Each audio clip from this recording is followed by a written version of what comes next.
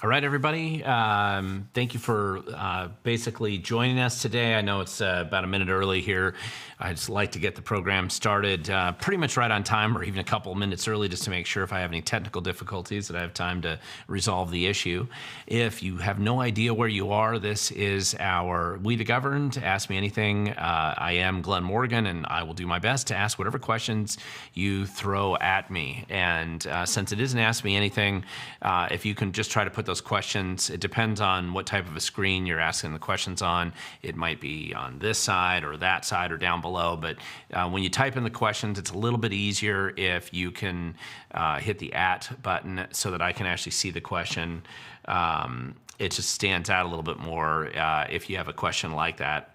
And I can see it. If you see down here where it shows the @We the Govern, it just pops up on the screen. And what happens is, and it's fine, there's a lot of people that are making commentary in the question area, but it's harder for me to spot it and pull it out of there if you don't do that. So it's just a little bit easier. I'll try to find your questions if they're in there, but if you do that, it makes it a little bit easier for me to see them. And that's what we'll be doing. When I do attempt to answer your questions, I'm going to have them down on the screen below like you saw before, so that you can actually see what question I'm attempting to answer. If I've gone entirely off the subject and gone rogue, you'll know, and I've just gone off into a totally separate subject, but generally I'll have the questions in the screen and you'll be able to see at least what question I'm supposed to be answering there. Now, before I jump into some of these questions here, I do try to start out some of my live streams, unless I forget, just with a list of places that, and this is based on requests of viewers, a list of places where I'll be speaking coming up, just so that if you are interested in actually seeing me in person or coming up and talking to me and asking me questions in person, seeing if I am a totally different person than what you actually see here on the program, I try to give this list out ahead of time. So if there's one of these events coming up near you, you can come and attend it and come by and say hi and let me know that you're watching the show. For those of you that I saw last night out in Mason County at the presentation at the PUD number 3, it was great to see everybody, some old friends and some new faces. So it's always fun to talk to people who are concerned about their community, trying to make a difference, recruiting people to run for local office. I thought that was a great group of people out there. I hope I answered as many of your questions as you had, and hopefully the handouts that I gave out and some of the ideas will help you get launched a little bit more efficiently as you move forward trying to make a difference in Mason County. It's always good to be out there. It's been a little while since I've been in Shelton, so it was just fun to see some people and get a chance to see all of you last night. For those of you in Ellensburg that I'm going to be seeing tomorrow, which is Wednesday, I'll be at the, I believe it's the Kittitas County Republican headquarters there, starting at about 6 p.m. I'll be there probably a little bit earlier, and that's going to be some activist training and a presentation I'm doing out there. I don't remember. I didn't look at the agenda here, so I'm presuming it's somewhere in that area. That room usually, I think they can hold up to 100 people or so. So it sounded popular, so I'm not sure how much room there'll be, but I'm looking forward to seeing you if you're going to be there tomorrow.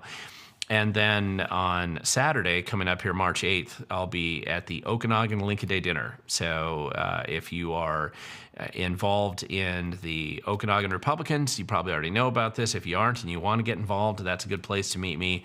And you should be able to look it up on their website to get all the relevant information on that. Next Wednesday, so a week from tomorrow, March 12th, I'll be at the Reset Church up in Marysville at 6 p.m. Doing a presentation mostly about activism, probably a lot of Q&A up there as well. That is originally being put on by a ledge district up there, a Republican legislative district. I believe it's the 38th ledge district, but they've kind of opened it up to all Snohomish County Republicans. That church can hold a couple hundred people there, so there's, I'm planning, if I can get permission from the pastor up there to also do a DOGE training in that venue, if he'll let me in the future. So I just haven't been up there for a couple years, I think now, so it'll be fun to do a presentation there next Wednesday. And by that time, I'll be handing out some information about some of those training programs coming up around the state. March 29th, I will be doing the Clark County Lincoln Day Dinner as well, which is going to be down in Vancouver. I'm barely getting back with enough time to get there. Had a that was a tough weekend with taking some kids on a college tour back east, but I should be back in time, no problem, and I will see you in Clark County on the 29th. April 12th, I'll be at the Kitsap County Lincoln Day Dinner speaking there. I believe that's outside of Bremerton. And I will also be on May 3rd, I'll be in Skagit County up at the Lincoln Day Dinner up there. That's usually a really large one. I'm not the main speaker there. Brian Haywood of Let's Go Washington fame and the haywire.org website. Brian will be there as the primary speaker, but I'll be a sideline speaker there as well, something like that.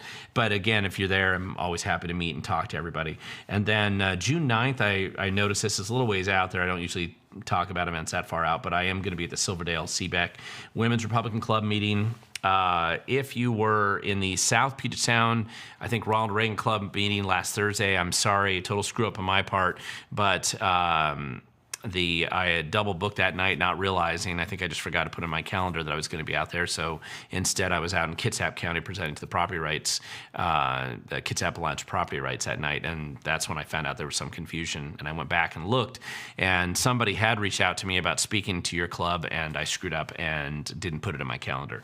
So I apologize for that. Now, this doesn't include, I should say, any other activism training that I'm doing over the next couple months for small groups. But and it doesn't include the DOGE training that is going to be going on all over Washington State. That's become the cool thing and the way to describe it, I guess, now. So if that's what it takes to use the DOGE Washington label for teaching people how to become more effective activists where they live locally, happy to do so. And I'm happy to see people out there who are interested in getting this kind of information as well. So let's jump into some of the questions. And I guess real quick before I do that, I did a video about the Tumwater School Board recent decision last Thursday in a 3-1 vote to no longer allow trans, basically boys to play girls sports, and why that was such a big deal, since that was the same school district where Chris Reykdal was the school board member there before he started that was really where he got his political launch, was from the Tumwater School Board, where his wife later on became a school board member, and she was also the counselor at the Tumwater School District, also where his 2 sons went and graduated from that high school. And I know the school well because actually I think pretty highly of the Tumwater School District generally, as public school districts go. My daughter was valedictorian there last year and spoke at the graduation, and also had a couple nephews that one graduated, and I've had a couple exchange students that went there as well. Most of my kids went to the Rochester School District, which is where I live. But so it was a real interesting dynamic, at least from just a political insider sort of statement, that Tumwater was the one that came out and did that. And I realized the Title IX federal lawsuit that was filed against them just recently, it's going to create a little bit more drama. But we are in interesting days with a lot of things going on all around the state. I'm not sure how much people are paying attention to it. It's probably hard to, because of the rapid pace of everything that's going on, but it is worth just being aware that was actually kind of a big deal. So it's important to know that there's a lot of things happening out there. The other thing I was going to mention, I did another video where I'm going to be putting up later in the week all of the dates that for the DOGE training that I'll be doing around the state of Washington coming up over the next probably 2 months. There's just an insatiable appetite for a lot of activists and new people who it's suddenly cool to look at government again. And I don't know that it was ever cool before, but it's suddenly cool now to actually look at government and maybe find fraud, waste, and abuse and incompetence. You will always find incompetence, since that's a defining characteristic of government. But the fraud, the waste, the ways of saving money and making government more responsive to the taxpayers, never a bad thing. It's a good thing. We can't do it to the same degree that you would see back in D.C. because that is under the auspices of the federal government that program is being run. But as citizen activists, there's nothing wrong with us looking locally and seeing what we can do to help improve how things are being run in Washington State. So let's jump into the questions. First one up that I have, and Matthew Adams, you were the first one to ask a question for today's live stream. It's down below. Hey, Glenn, it was great meeting you with my daughter in Bremerton. We had to leave early for basketball practice. I support what you do. Well, thank you very much, Matthew. Not a question, but I appreciate that, and it was good to meet you as well. There was a lot of good folk there, and it's always fun to see new people. The next one is from This American Mutt. Question: can you clarify any rumors of Elon Musk or Trump with actual facts to be true or untrue, or is that not the type of questioning here?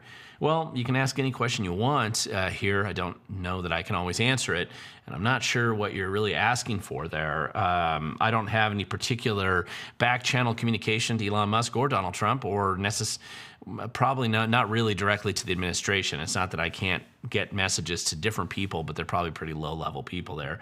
And so I doubt I have any special inside information that anybody else wouldn't get.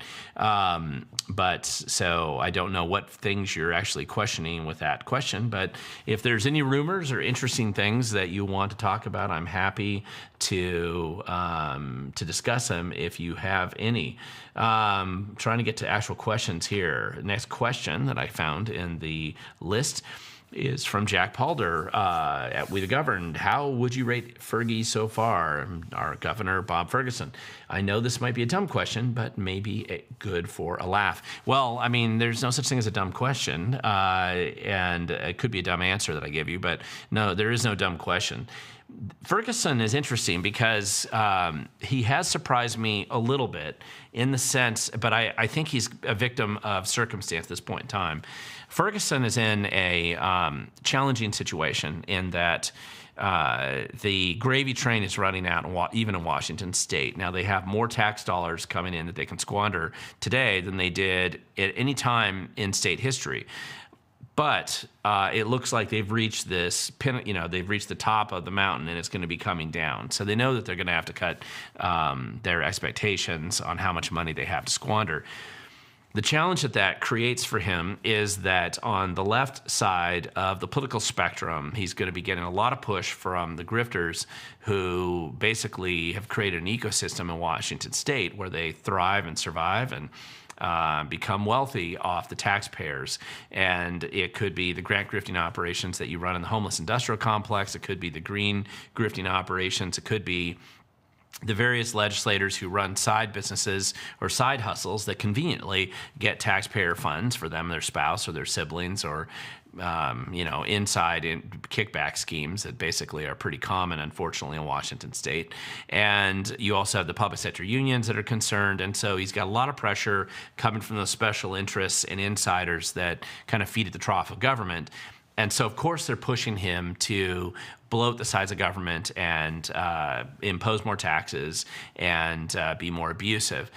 Now, Ferguson's certainly not a guy that I would consider to be a low abuse politician. He probably would be willing to abuse people any way he thought he could get away with. But he is like any other politician, that he has aspirations for higher office. And because he has those higher office aspirations, as delusional as they may be, it still means that he wants to not be known as the weirdo of Washington. He wants to make it seem like he's the adult in the room, which is why you've seen him make presentations that are far less unhinged than a lot of the Democrats in leadership. Jamie Peterson, who is the head of the Democrat caucus in the Senate, has come across looking quite unhinged lately. Chris Reykdal, who's head of Office Superintendent of Public Instruction, also has come across looking quite unhinged and irrational lately. Both of them are being mocked around the country for crazy and bizarre statements that they've made that probably sound okay at an Evergreen College administration banquet meeting or something, but they don't really, maybe a wine and cheese club meeting down in Seattle, but they don't really resonate with regular people, and the rest of the country stares at Washington State, wondering exactly what is wrong with us out here. And so as that kind of drama unfolds, Ferguson's trying to recognize that he needs to sort of put on a facade of caring about math.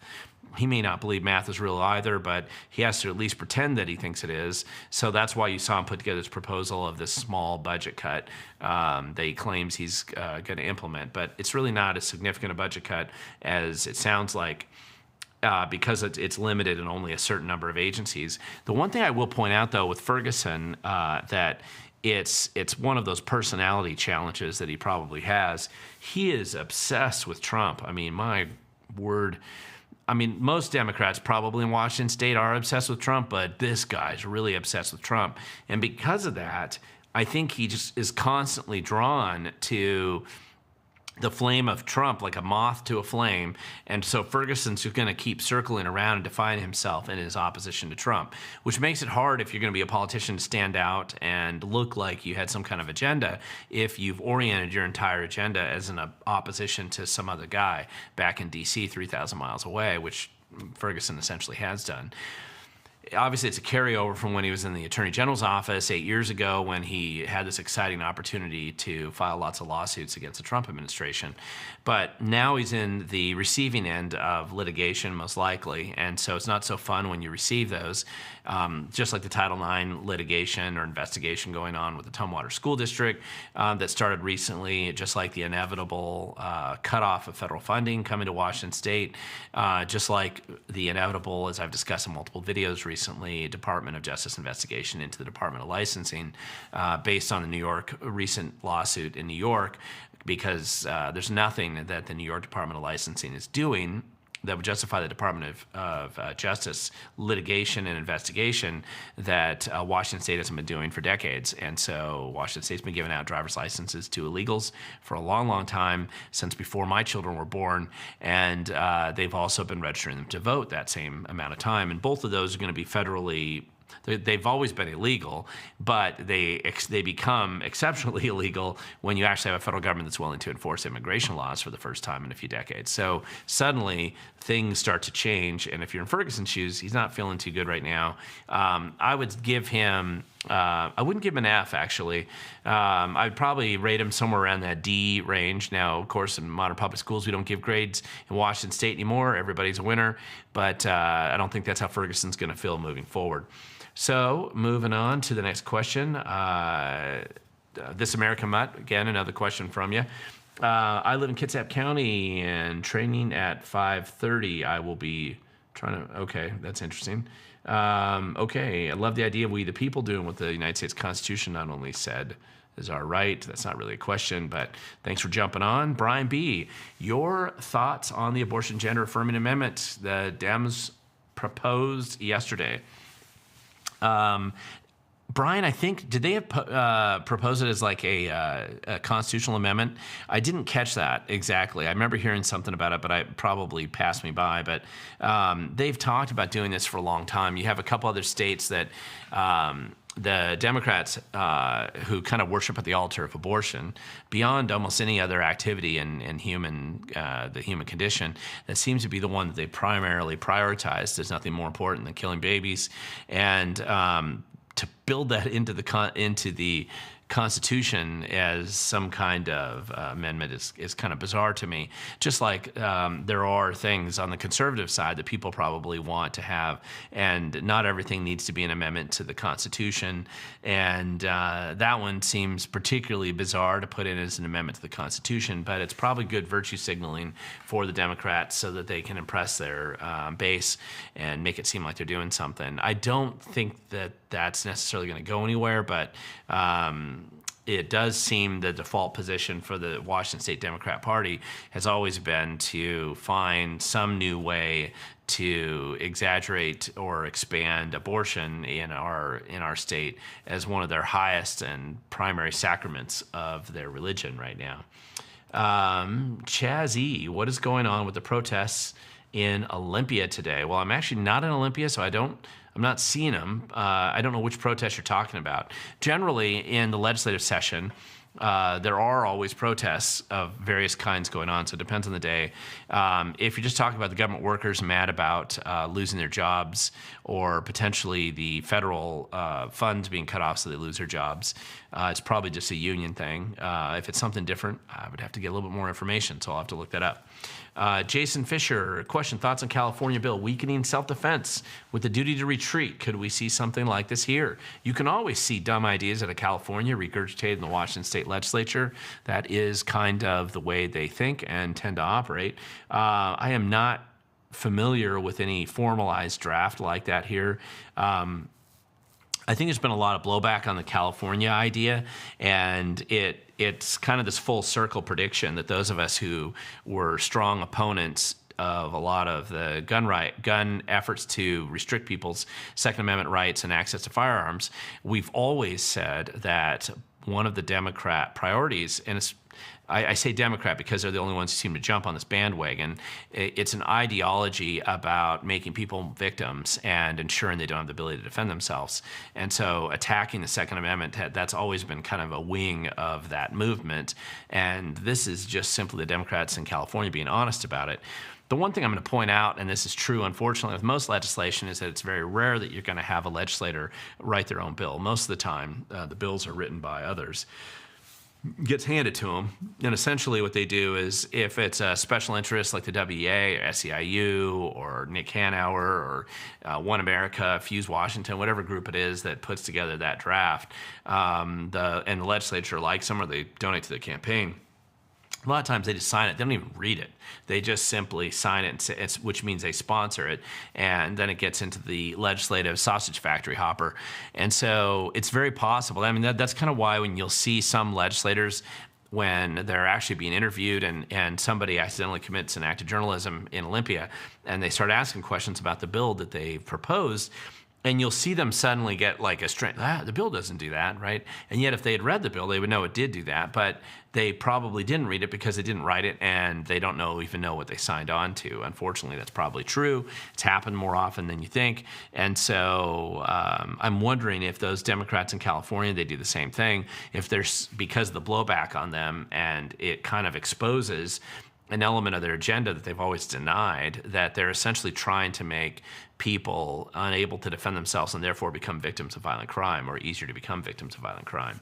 So we'll see what happens with that, but it's not on the horizon right now in Washington, and something tells me it's not going to be after the California experience. Sue Allen, will you be in Eastern Washington? Yes, I will, and I have 2 events in the next 7 days that I will be over there, Wednesday in Ellensburg and Saturday in Okanagan. It's not the only time I'm going to be over there, but this week it'll be the only time I'm over there, and I like to come over there a lot. I will be doing some DOGE training in Eastern Washington. What I'm probably expecting to do, most likely I would do something down in the Tri-Cities and probably over in Spokane, maybe an additional one in Ellensburg, but definitely Tri-Cities and Spokane. So I haven't set the dates or the locations yet, but I'm working on that right now, and I'll probably get that nailed down the next couple days. Chaz E, you got another question here. How do you see the tariffs impacting our state? Good question. I don't, it kind of depends on how some of these tariffs actually operate. Obviously, Washington State's a border state. We're also a port state. So imports from Asia, we're pretty heavy on imports from Asia. We're also pretty heavy on exports, primarily of farm and timber products and airplanes, obviously, with Boeing, but farm and timber products are kind of your classic export products out of Washington. And so, if tariffs are imposed on Washington farm products, and if it affects them directly, as China has indicated they're not going to buy certain farm products, that would affect Washington. You'd probably have farmers that would have to shift and sell their products somewhere else. The interaction with Canada is a little different. There is a lot of cross-border traffic between Washington State and British Columbia, but I don't really know how much this is going to impact it. It's probably changed some of the tourism profiles up there a little bit between the two states. I'm getting some feedback from a handful of people up in Whatcom County that they have fewer Canadian tourists coming across the border right now. But I don't know how significant or how if there's any longevity to that. But we will see. We'll just see what happens with that. Chaz, you got another question on top of that one. Did you hear that the new budget cuts do not cut the base and they halt new programs only? Well, that was my presumption from the beginning when Ferguson kind of went through the kabuki theater of saying he's going to cut the budget a little bit, which is still better than the temper tantrum by the Democrats in both the legislature and the House, where cutting the budget is a violation of your core religious beliefs, and how dare you even consider restraining the bloat and growth and corruption of government. But it doesn't surprise me that he'd be just cutting the new programs. That's the easiest thing to do. Across the board cuts, the way that we've done them here in Washington. I don't believe Inslee ever did that, but Gregoire did some, Governor Gregoire before Inslee. And they're kind of the lazy person's way of doing budget cuts in government, because you're not making an analysis of the use of the money in the various agencies, because every bureaucracy essentially creates its fiefdom and then they defend it to the death. Every penny that they can get in across that wall, they want to hold on to that under every circumstance, and even if they don't really need it, they'll find a way to waste it to justify why they get a bigger budget cut the next time. So those bureaucratic fights that go on are a pain for a politician to fight. I mean, they really are. And so typically the easiest thing to do is they just put their hands up and say, okay, well, we're just not going to give you additional funds, which is essentially what Ferguson's saying to a handful of these agencies. We'll see what happens. Let's see. Beth Wood, are you going to watch the president in a few minutes? No, I'm not. I'm doing this program, and while I'm doing this program, I'm not going to be looking at other programs, so I'm sure I can see it later. If there's one thing that Trump is really, really good at, it's definitely getting media attention to almost anything he does, and I've never seen anybody live in the head of their opposition so significantly and capably as Trump does, and the media feeds that process pretty well. Fortunately, there will be millions of people watching whatever Trump says, and the key issues will come out pretty quickly. And since I'm focused on Washington State, I'm not as concerned about obsessing over every movement that's done in D.C., except for the ones that do affect my community, my state here, which I'm pretty interested in. And then we'll see what happens. I'm not sure that tonight's presentation that he's doing is going to fall into that category, but we'll see. Morris Breedlove, we the governed, with the EPA bill looking like it will pass and be signed into law, eliminating carb regulation in California, will our smog laws be affected? Actually, I don't think they will. They won't be affected here too much. It definitely affects California, but they had this, I mean, and what it does affect in Washington is that because we've had exceptionally, like Inslee was a particularly weak governor in the sense of being incapable of really making his own decisions. And so he kind of latched Washington State's, a lot of our environmental policies onto California as it's like a piggyback. Basically, it's this idea that if I'm going to go and do something stupid, there's a lot of protection in if you're going to do stupid things, if you can do stupid things in numbers. So it's easier to go out and just do a lot of stupid things if you can get a lot of people on your side and all of you can do stupid things together. And then it makes it feel like you're not as stupid as you really are. And Inslee was doing that a lot with Governor Newsom and also the governor in Oregon. And so they would try to lockstep forward dumb policies, including California's CARB policies. And so by the EPA changing that, it probably, I don't think Washington had gotten that far down the road, so we just don't need to implement it either. And then it gives the political class in Washington State the ability to sit back and say, oh, virtue signal, like they really were going to do something insane, and then blame somebody else. So that's what they do. Let me go down here. Brian Smith enjoyed the DOL video, wondering if there might be a spot in Bob's office for Justin Trudeau. Seems like Bob would want to get him on the team before Illinois or New York. Good question. I don't know what, to some extent, the interesting thing about the Department of Licensing issue is the cake got baked on that one already. And Ferguson was a big part of baking that cake since it was his office next door, and he provided the legal cover and justification for some of the worst behavior that the Department of Licensing and the other agencies have had since then. However, I don't know. If anything, it seems like they're just waiting. When I look at them, it looks like they're just kind of waiting for the next shoe to drop, and they're juggling all these other issues. Ferguson, if he's going to be looking for anything, is going to be looking for scapegoats. He's going to look for people in the bureaucracy and other politicians, if he needs to, that he can throw under the bus and blame, or at least shift the blame to them for whatever happens. He's clearly trying to do that with tax increases. He doesn't want to be the guy proposing tax increases is he wants to make it look like he's the guy pretending to cut the budget and then shift the blame on the Democrats in the legislature, who are super happy about taking the mantle of higher taxes, more waste, and more incompetence and crazy ideas on their shoulder. And so Ferguson, I think, is shifting that over there, letting them do that. The one thing I will point out, though, and this is worth noting, a lot of dumb, bad bills have died in the last couple weeks. There's various cutoffs that have come along. I talked about this a little bit last week, but even since I did that video, the initiative killer bill, for instance, that one's dead. It's done. It's not going to see the light of day this session. We had a couple of the gun bills that died a while ago. I did discuss those a little bit last week, but you're seeing, the benefits to illegal aliens, completely an illegal bill from the beginning, from inception, but that one died too. I mean, I can't see them really being able to push that one forward, but there's a lot of dumb ideas that don't die. Cow flatulence, taxing cow flatulence, that one died a while ago. A lot of really dumb ideas have died in the legislature, at least the bills have died. They made the news because it was hard to believe there were people stupid enough in the legislature or weird enough to actually think that some of these were good ideas, but and that makes the news. And a lot of people, when they read that, they think, oh, the bill's passed, or it actually is law. A lot of dumb ideas get proposed. It doesn't make them law. I feel like I have to keep reminding people about that, but that's the situation. And there's a lot of dumb bills are going to die in the next couple weeks as well. I do believe the pay per mile scheme, that one's done. I'm being told that it's done. It's not officially dead in the sense that technically the bill's kind of alive, but the political will to push that forward has dissipated. I'm being told the same thing about the property tax increase bill, the 1% to 3%, even though that was the one I kind of thought there was a reasonable chance they could kind of move it forward. It doesn't sound like it is likely to get anywhere. The Democrats are still pushing forward really strongly on the rent control idea.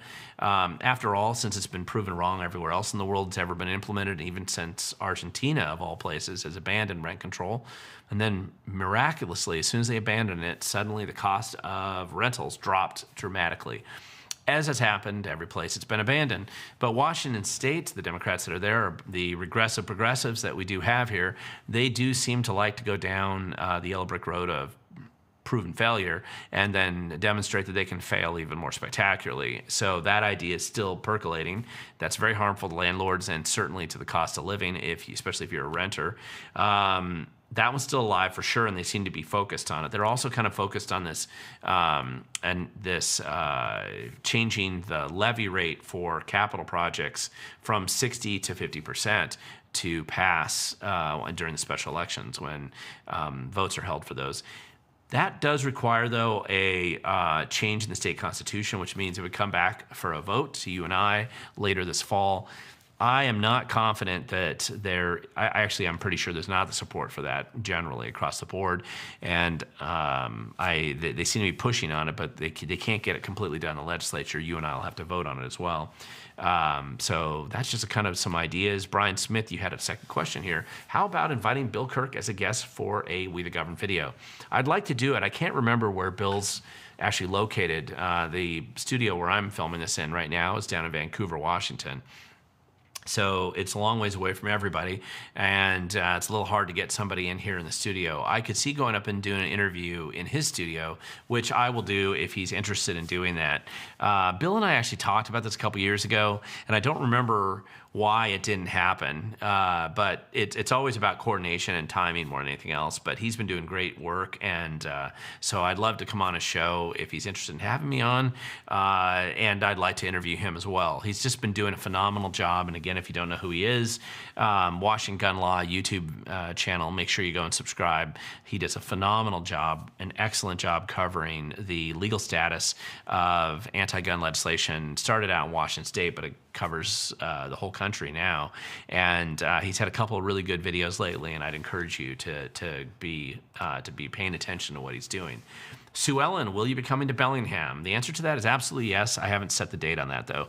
Lots of friends up in Bellingham. I lived in Bellingham for a few years back in the 90s, and again in the early 2000s. I spent a lot of time up there. Used to work for Allsop, a manufacturing company that was up off the Guide Meridian, and I used to live out at Sandy Point. Love being in Bellingham. I still like to visit. Lots of friends up there, and a lot of good activists up there, and I think there's a lot of good opportunities. You have a delusional city council and some other challenges up there that should be addressed, and it would be fun to come up there and help you guys out, and some DOGE training up there would probably be beneficial as well. So I'll give you the dates on that when I get them set up. And that would be good. So, 5 Acre Farmer, We the Govern, Saturday, where and when in Okanagan? I believe it's the Republican Lincoln Day dinner, 6 p.m. Oh gosh, somebody did tell, I'm just not looking at my calendar right now where that exact location is, but it'll only be on probably 5 or 6 different Facebook pages up there in Okanagan. Plus, I would anticipate that the Okanagan Republicans probably have it on their front page or pretty close to that on their website. So I would go there, and wherever that event is, that's where I'll be speaking. So make a point of being there. Looking forward to seeing you there. And by the way, if you do come up to me in public, let me know if you're somebody that watches the live stream. I'm always interested in that, and it's fun to meet people in public. I've been seeing a lot more people lately because I've had a lot more subscribers lately, and so I've been running into more people out there in public who do watch the videos, and it's very helpful, and so it's just helpful for me to meet people, and I'm always interested. So, Sovereign Women Speak. Washington State taxpayers are paying for men inside our women's prison. Any news about this? You're absolutely right. We are. Washington State, in its infinite delusions, has decided that the best thing they could do is take violent felons who decide to want to pretend like they're women, and then take them and stick them, or at least say they are, and then stick them in women's prisons. Surprisingly, the people who seem to run our Department of Corrections they're always surprised when that results in bad behavior and women being abused in the prison system. This has been going on for a long time. One of my last conversations I have with Dory Monson, who is a talk show host up in Seattle, well-known talk show host up there. One of the last conversations I ever had with him was about stories that he was involved in and exposing some of the corruption and the deception involved with the Department of Corrections and the governor's office in pushing men into women's prisons in Washington State, which is as delusional a policy as I could think of having, but it's one that the Department of Corrections and the Democrats who support it think it's a great idea. I don't know why, but it's been very harmful, and it's been pretty significant, and it's the kind of thing that taxpayers certainly are paying for that, and it's something that should change moving forward. I hope it does. Again, Sovereign Women Speak. Taxpayers are paying for these men's surgeries inside that's true, and that's the additional thing is that Washington taxpayers are paying for their surgeries of men who are in prison who want to claim that they're women so they can get that surgery and then go over there and abuse women. So anyway, it's a ridiculous policy. It's absurd, of course. Snow to Getty. Allsop was my first job in 1973 until I got married and moved to Seattle with hubby. Well, thank you for letting me know that. That's just funny to me. I started working at Allsop when I graduated from college in 1993. So I was there from like 93 to 96, and then I went back and I worked for the Allsops in the early 2000s, helping them with another project up there. I loved living in Bellingham, and I just have a lot of friends up there, so it's always good. Let's see. Jenny June Moon Walker. I'm a liberal. I don't support gender-affirming care. I also don't support trans women playing competitively in women's sports. I wish we could start talking about the middle ground because T-Man is nuts. Well, I do too, but on this issue, what's weird, and having been to a lot of girls' sports events, I had 2 daughters who were in competitive athletes in high school, and one of them now is at the Air Force Academy, but the other one's just finished her last trip to state in swimming. My daughters didn't personally have the experience of having a boy jump into their sport and preventing them from going to state. They weren't state champions, but they were happy to be able to qualify and to go and compete at that level. And it's very disappointing if you have worked your entire life as a student, as an athlete in high school, and you have an opportunity to go to state maybe your senior year. As I met a runner from Tenino, near where I live, she was bounced off of the list of athletes to qualify for state because a boy decided to run in the cross-country district meet down in Vancouver. Not in Vancouver, it was a little up north, but it's the district meet. And so the boy got 9th in that race, but that was enough to bounce her out and prevent her from going to state. And that boy would not have been able to qualify for state on his own if he'd run where he had run before with the boys' teams. And so imagine if you're that girl and that's kind of your last hurrah as a runner. You're probably not good enough to run in college, and this is just your chance, your kind of last chance with your team. Some of the other girls on our team are also going to state, and she was not able to go because that boy decided to take her place instead. So it's exceptionally ridiculous. There is another question here, Brian B. We the government, do you know where they're at with SB 5181, amending parents' rights? This is a good question. This is an interesting one because just recently, I think today they announced it. The Let's Go Washington people, Brian Haywood specifically, filed another initiative to further prevent the gutting of SB 5181, which is the Parents' Bill of Rights, which was an original initiative that they passed last year and the legislature signed into law, but that Chris Reykdal immediately came out and said, you don't have to follow the law because the law is only what I want it to be, and it's totally okay for us to keep secrets from parents and to let us do stuff to their children and keep it a secret from them. And so Ferguson, or that was Reykdal. Ferguson also came out a little bit less obviously in opposition then.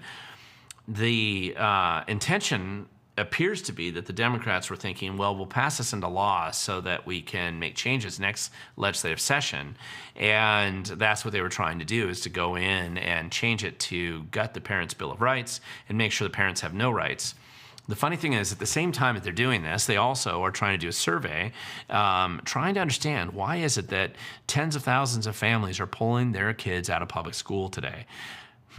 It's very difficult to connect those dots, and the self-delusion that is obligated apparently in order to not be able to connect those dots and on display in Olympia is so obvious, but they can't figure it out. And it might also have something to do with the fact that we're spending more than we ever had in the history of our existence in this state on education, and we're getting the worst results that we've had in a long, long time. It's possible we've had worse results in the past, I'm not sure, but we are definitely striving to take whatever growth and success that we had in the education system and see how hard and how fast we can plummet it to the ground. Chris Reykdal's solution for that is more cash and more secrets. And it seems that that doesn't seem to be the optimal policy moving forward. So I've never seen anything like this really before. It's a bizarre world that we find ourselves in today, I think. But that being said, it's not all negative, and I find that there are people, and this is more of a personality thing that a lot of people will have, which is that if you're always going to look for a reason to believe the world's coming to an end tomorrow, then you're going to always find something that lines up with that philosophy. It doesn't require you to be in a millennia type cult. You don't have to follow Jay-Z Knight and believe the lizard people are going to come out of the glaciers from underneath Mount Rainier, and you don't have to be somebody caught up in other dogma or theory where you always believe it's the end of the world, right? But there are people who just they orient their life around that kind of a viewpoint. And usually it isn't the end of the world. Maybe eventually someday it will be, but I don't think it is right now. And the best thing to do is when you identify problems, I think, or challenges or things that need to be fixed, is to expose them, work with others, find solutions to come in and change the way things are going if you don't like how it's going. That's true with politics. It's true with whatever's going on in your community. Any of those types of things that you see, it's very important to be able to get out and be engaged. And you can't always be perpetually demoralized or presuming that defeat is inevitable. That is not a path to success, in case you haven't figured it out. It might make you feel good. It might justify all those preparations that you've been making. Nothing wrong with prepping. Everybody should do it. But it doesn't make you very effective if you're going to try to make a change in your community. And one of the stories that I oftentimes give with people, and I know I've mentioned this before in a few random podcasts over the years, but there are, I had a good friend of mine that I grew up with from the time I was young, and he went back to visit his grandmother in her 90s, and she was in her mid-90s. And she was telling him about how she had been convinced when she was 16, right around the time of World War I at the time, that the rapture was going to come tomorrow and that the world was going to come to an end, and that she was really hoping that it would wait at least long enough for her to be old enough to get married. She was wanting to get married when she was 18. And so she was convinced everything was coming to an end, the world was falling apart, and it was, everything was going to come to an end. Now, that's a rapture theology kind of approach to it, but you'll see people, you don't have to be a Christian to believe that. A lot of people will have similar viewpoints for different reasons. And yet here she was in her mid-90s, and the reason why she was telling my friend that, her grandson, was just to say, listen, you're never going to know when the world's going to end. It's not a very predictable event. You should try to live your life as though it never will, and you'll make the best decisions doing that. And it doesn't mean you aren't prepared for tough times. It doesn't mean you don't plan to get through tough times. That's a wise and prudent way to live your life. But basically presuming that the world's coming to an end. Right now, just look at some of your left-leaning friends. They're believing that the entire world's coming to an end right now, every day. And no different, by the way, than conservative friends of mine felt during the Obama administration at different periods of time. Doesn't mean that everything going on in government's great. It isn't. It certainly is not. It doesn't mean that that perfection is there. I don't believe in utopia on this planet and in our lifetimes. I think you strive to do the best you can and fix the problems that you see. But living with a perpetual mindset of the end of the world around the corner seems exhausting and self-destructive to me. Here's another question. Jason Fisher. Will Washington exempt RVs banned in California, or will we double down? Good question. I mean, right now, I kind of think the way the direction, especially with the EPA, I think we're going to probably, that whole thing I think gets tossed out. It doesn't seem to make much sense to me. So I could see them exempting RVs banned in California. It's kind of an opportunity to really benefit from California's stupidity. And then California gets to go out and make a mess of themselves, and then Washington State can benefit from it. That's what you would do if you're a rational person. I'm not trying to presume that we have the political class in the state that's very rational, but they're probably a little bit better than California.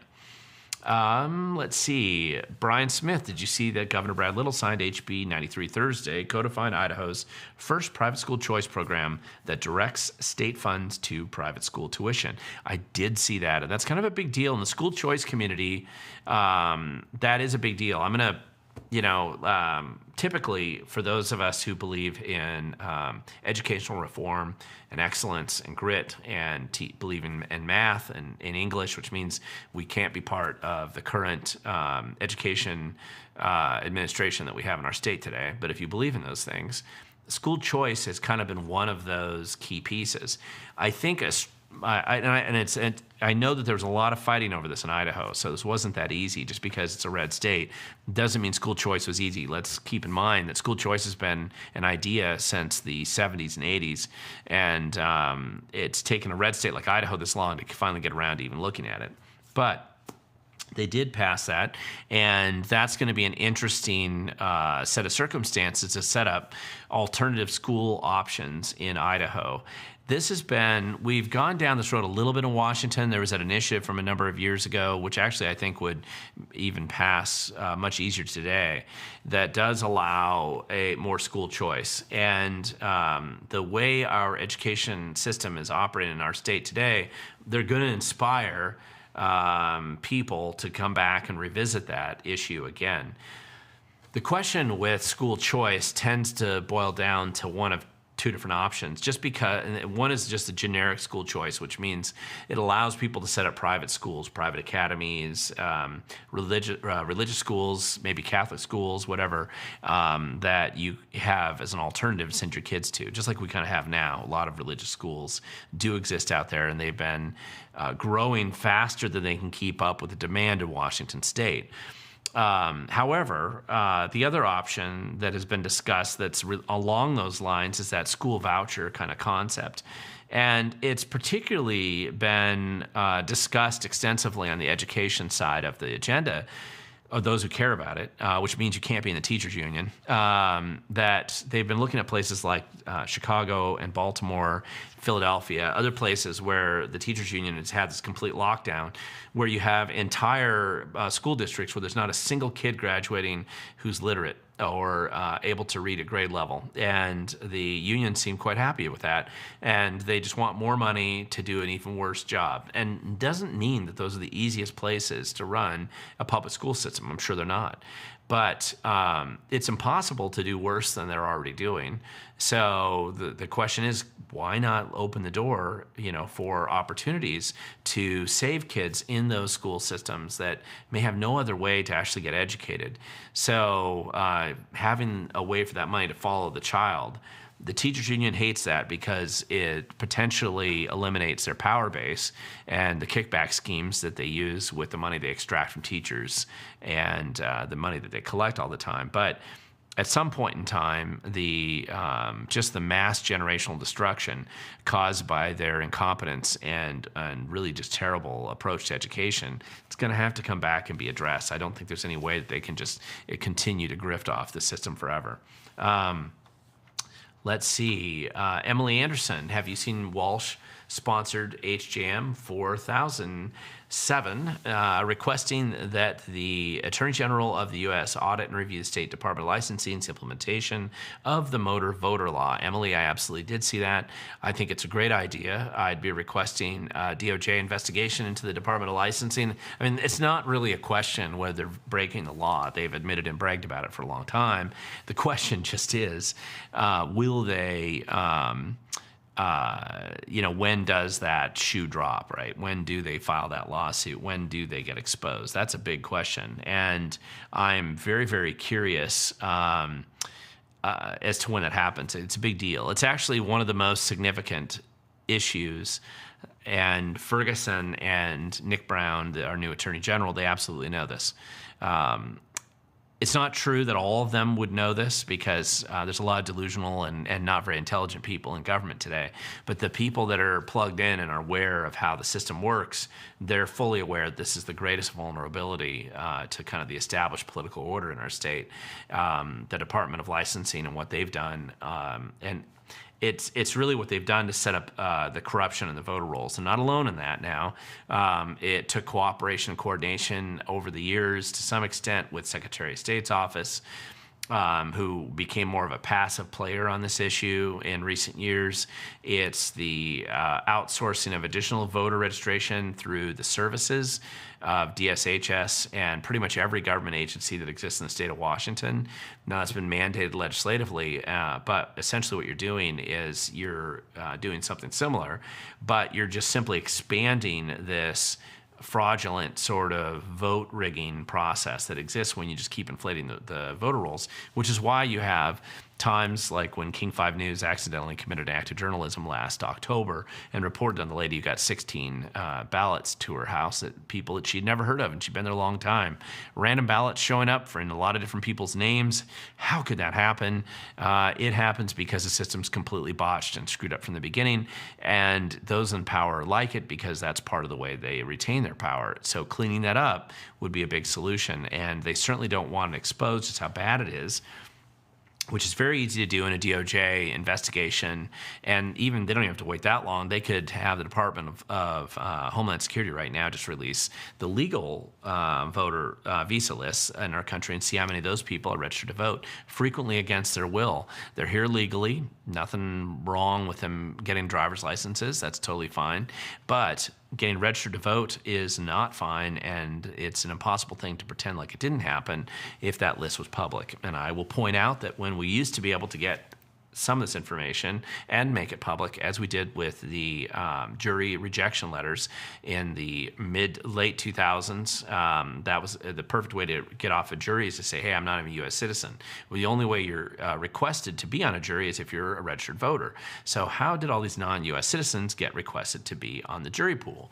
That was a question that we used to ask, and fellow activists would go get those lists of rejected jury pool letters, and they would show how many of them were basically saying that they don't want to be on the jury because they're not U.S. citizens. So they've obviously been registered to vote, which is illegal, even in Washington. What does Washington State do? Well, the Democrats in Washington State then decided the highest priority right then was to go in and make it impossible, make that so that's not a legal record that you can get through public records anymore. They made it exempt from the Public Records Act. So their solution has been covering it up, not more transparency, not being honest, not trying to fix the problem, but to cover it up. This has been an exceptionally consistent attitude that's been there for a long, long time. And remember, you have to go back to 2008, where Acorn was registering people illegally, and they were using the Seattle Public Library to create fraudulent voter registration cards. And they got caught doing this, right? And I mean, I know the first thing that pops your mind, I bring up the Seattle Public Library, and you're saying, wait a second, they actually used the Seattle Public Library for something more than just shooting up meth.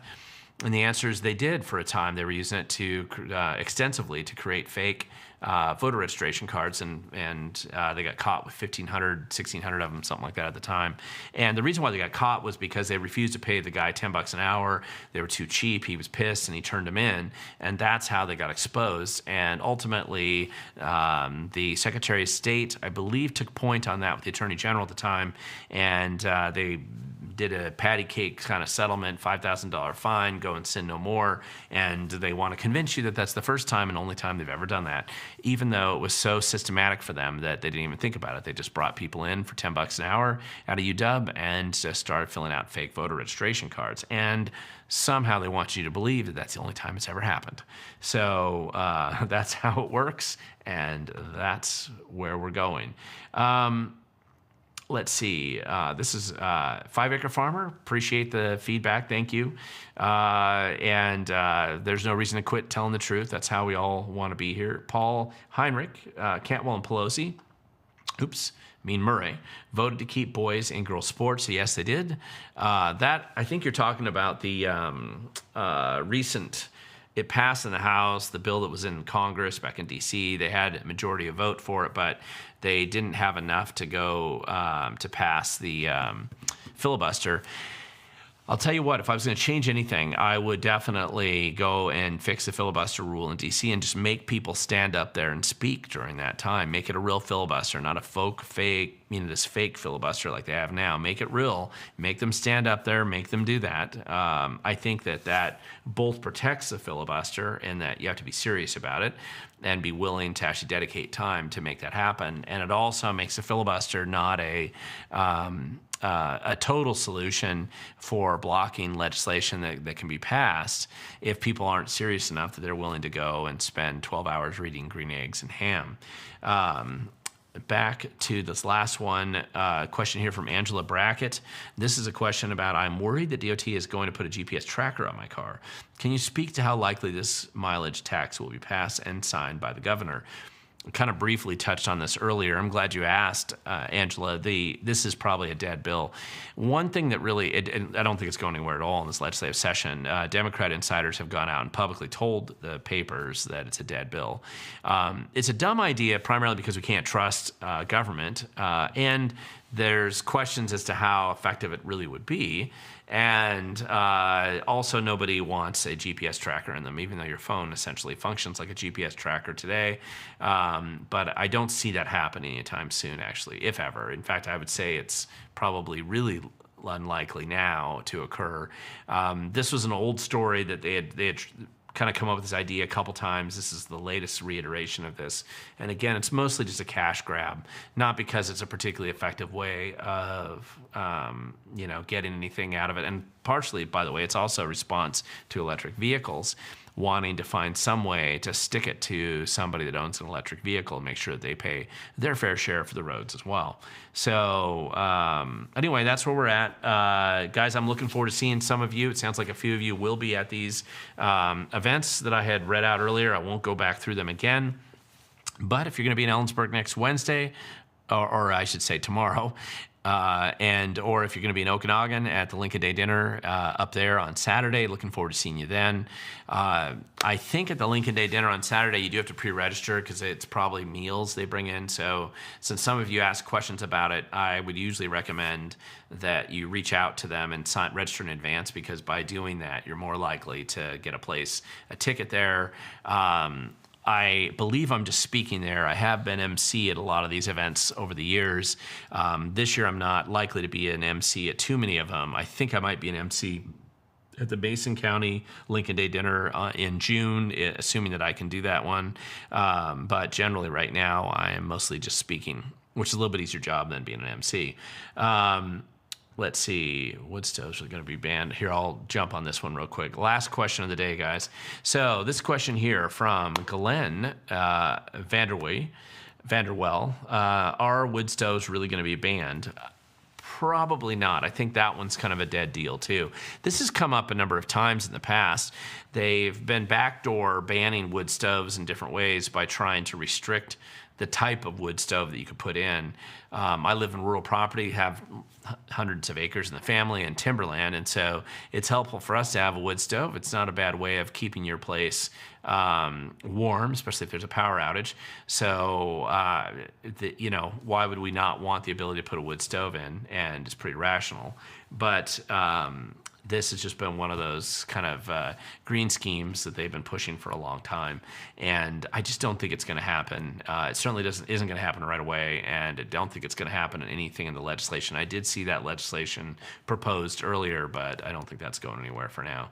So with that, guys, have a good evening. Thank you for joining me for the Ask Me Anything. I realize a bunch of you shifted over to watch Trump's presentation tonight, so some of you will probably be logging on after the fact if you're interested, and if I see you in the next couple days, next couple weeks, please come up and let me know in public that or let me know in person, face-to-face, if you do actually watch these live streams. I'm always grateful to meet people who do.